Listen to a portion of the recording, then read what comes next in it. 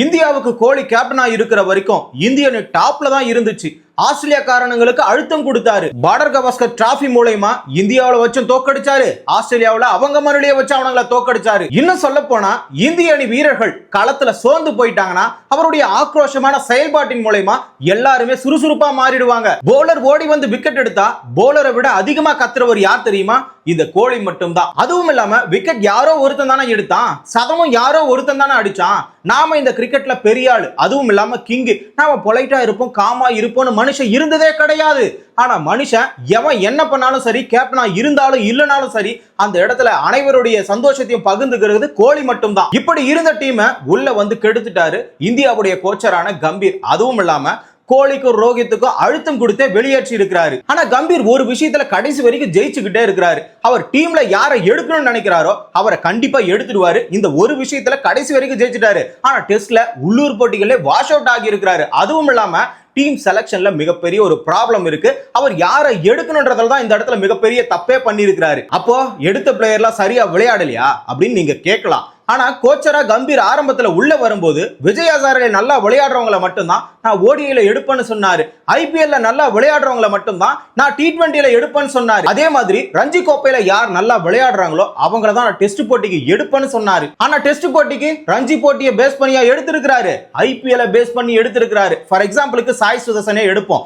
இவர் டெஸ்ட் போட்டியில நல்ல கெரியரை வச்சிருக்கிறாருன்னா கண்டிப்பா கிடையாது. அபிமன்யு ஈஸ்வரனை விட கம்மியான டெஸ்ட் கெரியர் தான் இருந்தாலும் அபிமன்யு ஈஸ்வரனை ஒதுக்கி விட்டு இருக்காங்க. அதே மாதிரி சாய் சுதர்சன் அவர்கள் குஜராத் டைட்டன்ஸ்ல தான் ரன்னையே அடிச்சிருக்காரு. அதுவும் ஐபிஎல்ல T20ல அடிச்சிருக்காரு. அந்த ஃபார்மட்ல விளையாடின ஒரு வீரரை, அதாவது ஒயிட் பால் கிரிக்கெட் விளையாடுற ஒரு வீரரை எடுத்துட்டு வந்து ரெட் பாலை விட்டா எப்படி ஆடுவாரு? அதுக்காக அவரை எடுக்க வேணாம்னு சொல்லல. அபிமன்யு ஈஸ்வரனையும் உள்ள எடுத்து அவருக்கான வாய்ப்பையும் விளையாட வச்சு, லெவன்ஸ்ல விளையாட வச்சு அவர் என்ன பண்றாருன்னு பார்த்திருக்கணும். அதுவும் இல்லாம அவர் உள்ளூர் போட்டிகள்ல நிறைய ரன்கள் அடிச்சிருக்காரு.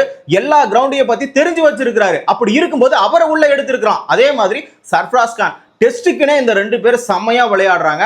இன்னொரு வீரர் கருண் நாயர் இந்த ரஞ்சி தொடர்ல கிட்டத்தட்ட 602 ரன் வச்சிருக்காரு. 5 போட்டியில 7 இன்னிங்ஸ்ல 602 ரன் சாதாரணமான விஷயம்லாம் கிடையாது. இங்கிலாந்து தொடர்ல சொதைப்பிட்டாரு உண்மைதான். இருந்தாலும் அவருக்கு இந்த இடத்துல வாய்ப்பு கொடுத்திருக்கணும். இங்கிலாந்துல என்ன பண்ணாரு இந்த கம்பீர்?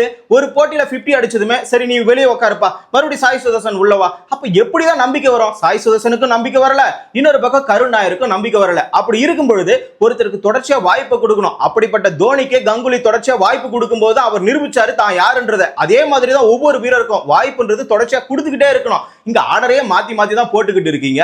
அததான் ரவி சாஸ்திரி கேட்டாரு, இந்த போட்டியில எதுக்காக வாஷிங்டன் சுந்தர தூக்கி எடுத்துட்டு போயிட்டு 8வது விக்கெட்ல இறக்குறீங்க? அவர் 4வது விக்கெட்ல இறக்கி இருக்கிறாம்ல. போன மேட்ச்ல அங்க இறக்குன, இந்த மேட்ச்ல இப்படி இறக்குற, ஒரு ஆர்டரும் சரியில்லை.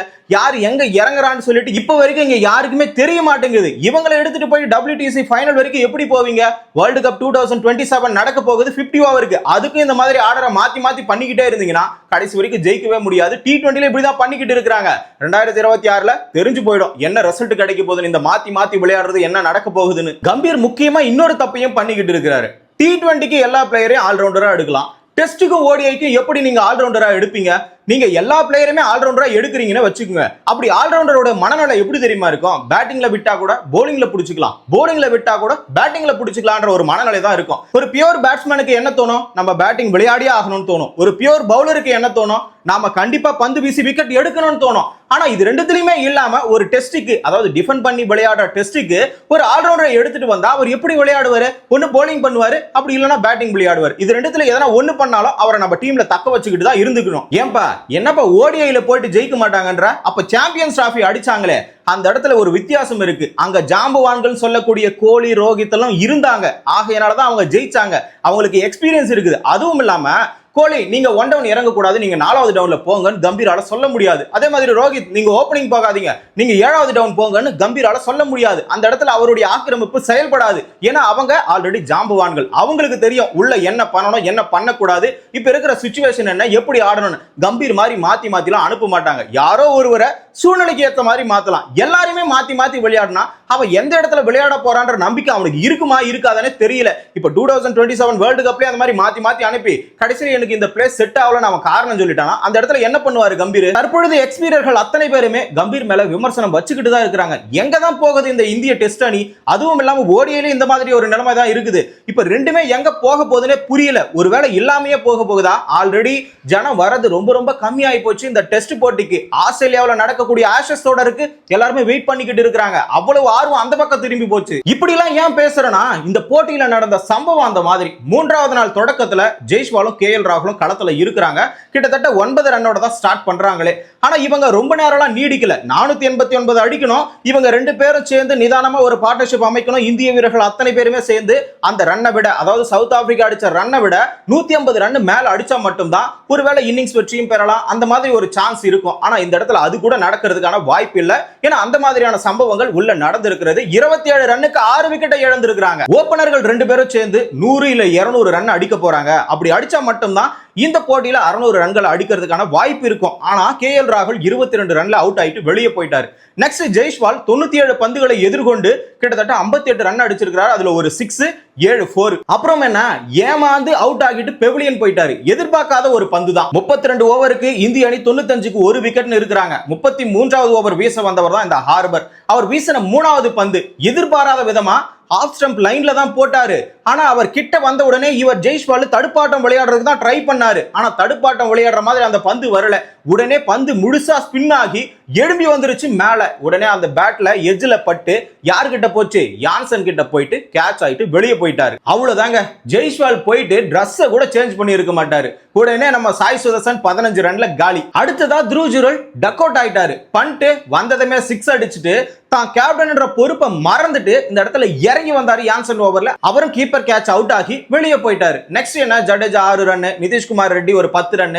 இந்த மாதிரி ஜெய்ஸ்வால் அவுட் ஆன உடனே கிட்டத்தட்ட 27 ரன்னுக்கு 6 விக்கெட்ல இழந்திருக்காங்க. 33.3 ஓவர்ல 95க்கு 2 விக்கெட் இருந்தாங்க இந்திய அணி. அதோட 7 விக்கெட் எங்க தெரியுமா கிடைச்சது? 122 ரன்னுக்குள்ளாரெல்லாம் கிடைச்சிருச்சு. அந்த 122 ரன்ல இருந்து குல்தீப் யாதவ், வாஷிங்டன் சுந்தரம் ஒரு நிதானமான ஒரு பார்ட்னர்ஷிப் ஆடி லஞ்சுக்குள்ளார 174 ரன் அடிச்சாங்க. அதே 7 விக்கெட் மட்டும் தான் இருந்தது. லஞ்ச் முடிச்சு வந்ததும் இவங்க ரெண்டு பேருமே மறுபடியும் பார்ட்னர்ஷிப்பை தொடங்கினாங்க. ஆனா இந்த இடத்துல வாஷிங்டன் சுந்தர் 92 பாலுக்கு 48 ரன் அடிச்சு 50 அடிக்காம அவுட் ஆயிட்டாரு. குல்தீப் யாதவ் ஆல்ரவுண்டர் எல்லாம் கிடையாதுங்க. முழு நேரம் ஒரு பந்து வீச்சாளர் தான், அதாவது சுழற்பந்து வீச்சாளர் தான். அவர் 134 பந்துகளை விளையாடி 19 ரன் அடிச்சிருக்காரு. பும்ரா 5 ரன்ல காலி. மொத்தமா 83.5 ஓவருக்கு 206க்கு ஆல் அவுட் ஆகி இருக்காங்க இந்திய அணி. ஆனா இங்க ஃபாலோ ஆன கொடுத்திருக்கலாம். யாரு? சவுத் ஆப்பிரிக்கா அணி. 229 அடிச்சா மட்டும்தான் ஃபாலோ ஆன தவிர்க்க முடியும் இந்திய அணி.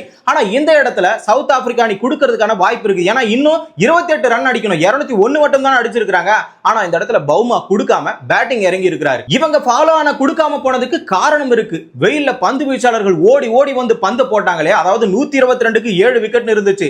206க்கு தான் ஆல் அவுட் ஆகி இருக்காங்க. கொஞ்சம் கூடிய சீக்கிரம் எல்லாரும் அவுட் ஆயிருந்தா போலர்கள் ரெஸ்ட் கிடைச்சிருக்கும். ஆனா இங்க வாஷிங்டன் சுந்தரம், குல்தீப் யாதவ் போட்ட பிளான்ல அவங்களுக்கு ரெஸ்ட் கிடைக்கல.